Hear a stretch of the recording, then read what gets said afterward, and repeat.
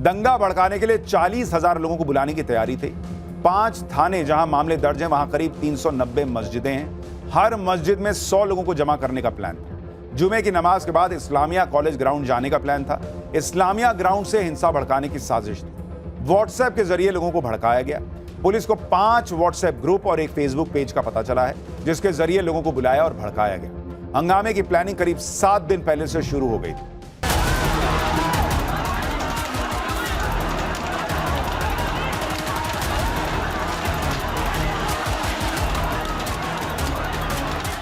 तो मौलाना भूल गया कि शासन किसका है। कभी कभी बुरी आदतें जाती नहीं लोगों की, उनकी डेंटिंग पेंटिंग करवानी पड़ती है कायदे से।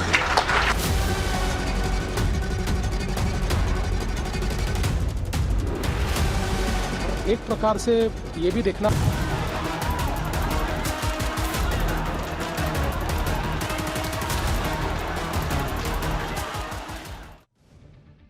शुक्रवार यानी 26 सितंबर को बरेली में आई लव मोहम्मद के नाम पर जमकर बवाल हुआ था। बरेली में सैकड़ों लोग आई लव मोहम्मद के नारे लगाते हुए जमा हो गए थे। दरअसल मौलाना तौकीर रजा ने मुसलमानों से आई लव मोहम्मद के मुद्दे पर प्रोटेस्ट के लिए कहा था और नतीजा यह हुआ कि भारी भीड़ जमा हो गई। उसके कुछ देर बाद ही पुलिस पर पथराव शुरू हो गया और पुलिस पर गोली तक चला दी गई। भीड़ को काबू करने के लिए पुलिस ने लाठीचार्ज किया और उस पर भी जमकर सियासत हुई। लेकिन अब बरेली में हुए हंगामे का सच सामने आ रहा है। पुलिस ने जो एफआईआर दर्ज की है उससे बड़ी साजिश का खुलासा हो रहा है, जिसके मुताबिक बरेली में हुए हंगामे में तौकीर रजा आरोपी नंबर 1 है। प्लान बनाकर साजिश के तहत हिंसा हुई थी, यह एफआईआर में लिखा है। तौकीर रजा ने कहा था कि शहर का माहौल बिगाड़ना है, चाहे इसके लिए पुलिस वालों को मारना ही क्यों ना पड़े। मुसलमानों को अपनी ताकत दिखानी है। इस प्रदर्शन में अपराधियों को भी बुलाया गया था। प्रदर्शन में सिर तन से जुदा के नारे भी लगे थे। पुलिस पर अवैध हथियारों से फायरिंग की गई थी। पुलिस वालों से डंडे छीन के हमले हुए। पुलिस पर पेट्रोल बम से भी हमला किया गया। पुलिस कर्मियों पर धारदार हथियारों से हमला हुआ। पुलिस को बड़ी संख्या में अवैध हथियार बरामद हुए हैं, जिसका इस्तेमाल पुलिस पर हमले के लिए किया गया था। पुलिस के मुताबिक यह सब माहौल खराब करने की साजिश थी। लेकिन मौलाना तौकीर रजा भूल गए कि यूपी में किसका शासन है। पुलिस के मुताबिक बरेली में हंगामे और हिंसा का मुख्य आरोपी मौलाना तौकीर रजा ही है। लोगों को भड़का के अपनी राजनीति चमकाने के लिए मौलाना तौकीर रजा ने यह सब किया था। बरेली हिंसा के लिए कितने बड़े स्केल पर प्लानिंग की गई थी, सूत्रों के हवाले से जो खबर आ रही है वो आपको बताता हूं। दंगा भड़काने के लिए 40,000 लोगों को बुलाने की तैयारी थी। 5 थाने जहां मामले दर्ज हैं, वहां करीब 390 मस्जिदें हैं।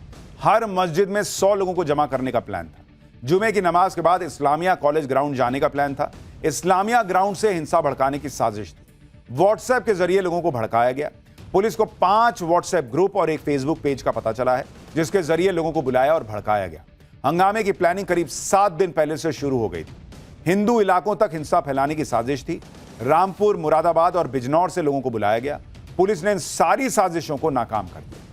सोचिए, अगर यह प्लानिंग सफल हो गई होती जैसा दावा किया जा रहा है, तो बरेली में क्या माहौल होता और क्या नैरेटिव सेट हो रहा होता। लेकिन पुलिस ने ऐसा कुछ नहीं होने दिया और हंगामे करने वालों को लाठियां मार मार के खदेड़ दिया। खुद सीएम योगी ने कहा कि जो भी उत्पात करेगा उसकी डेंटिंग पेंटिंग की जाएगी। आप देखिए कि बरेली में हुए हंगामे के बाद पुलिस लगातार एक्शन ले रही है। पुलिस ने मौलाना तौकीर रजा को गिरफ्तार कर लिया। तौकीर रजा के करीबी नदीम को भी गिरफ्तार किया गया है। मौलाना तौकीर रजा से जुड़े 2 बारात घर सील कर दिए गए हैं। हिंसा के आरोपियों पर संपत्तियां जब्त करने की कार्रवाई शुरू हो रही है। मौलाना तौकीर समेत अब तक 55 लोग गिरफ्तार हो चुके हैं। पुलिस के इस एक्शन के बाद अब आरोपियों के सिर से माहौल खराब करने का भूत उतर चुका है। इन आरोपियों को समझ आ रहा है कि अब उनके साथ क्या होने वाला है, इसलिए अब ये माफी मांग रहे हैं। सुनिए जरा इन लोगों को। अफसोस है, माफी मांगते हो? अफसोस है आप लोगों को? गलती हो गई हमसे सर। माफी मांग रहे हो? हमसे गलती हो गई।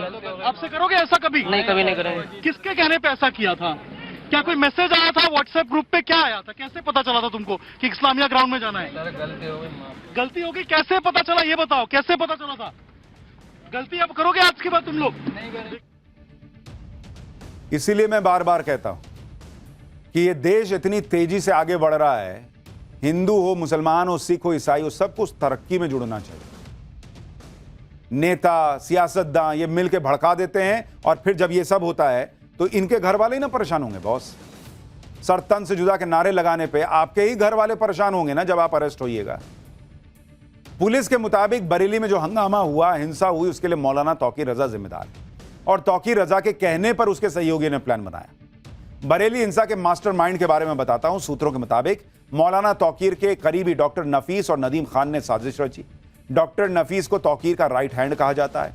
वहीं नदीम तौकीर के संगठन IMC का जिला अध्यक्ष रहा है।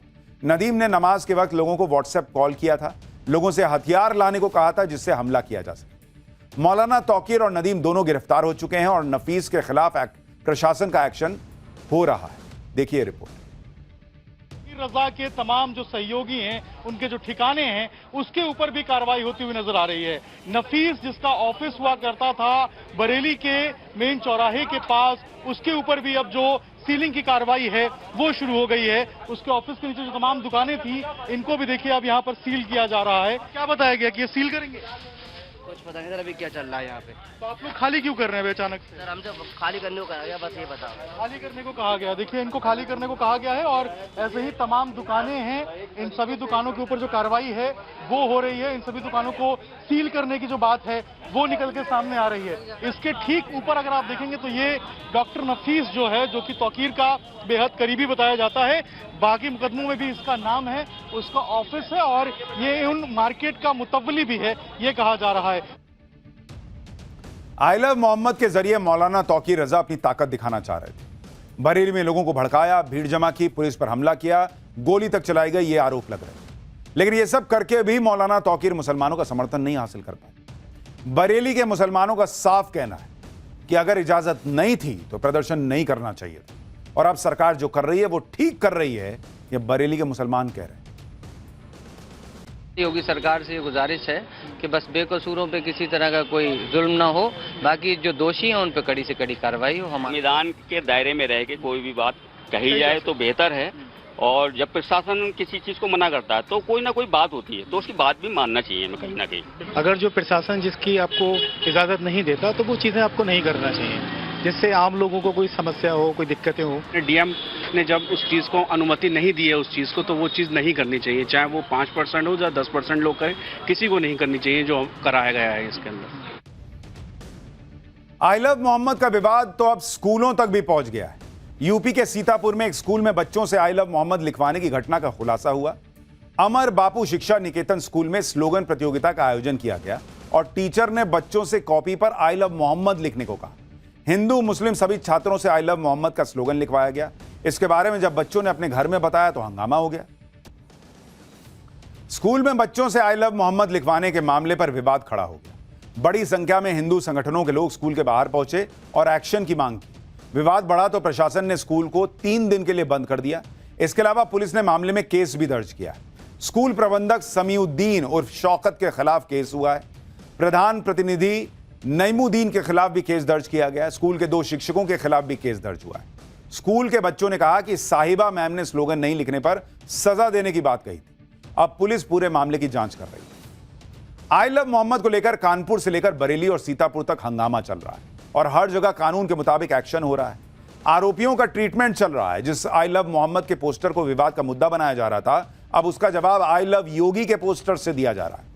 यूपी के कई शहरों में आई लव योगी के पोस्टर लगाए गए। इनमें यूपी पुलिस के लिए भी बधाई लिखी हुई है। जिस तरह से बरेली में साजिश को नाकाम किया गया, उसके बाद ये पोस्टर लगे। आप देखिए कि लखनऊ, वाराणसी और आगरा में आई लव योगी के पोस्टर लगे हैं। इसके जरिए मैसेज देने की कोशिश हो रही है कि यूपी में हंगामा और उत्पात नहीं चलेगा। सीएम योगी खुद कह रहे हैं कि यूपी में उत्पात करना नरक के रास्ते पर चलने जैसा है। सुनिए एक बार। अब ये डबल इंजन की सरकार है। अगर बेटी की सुरक्षा पे हाथ डालने का प्रयास किया, व्यापारी के प्रतिष्ठान में आग लगाने का प्रयास किया, उत्साह और उमंग के उत्सव में कहीं पर अगर अराजकता पैदा करने का और उपद्रव पैदा करने का कुत्सित प्रयास किया, तो मान करके चलिए ये रास्ता उनका सीधे नरक में जाने का होगा, सीधे नरक में। यानी योगी राज में उपद्रवियों का ऐसा इलाज हो रहा है जो उन्होंने भी सोचा ना होगा।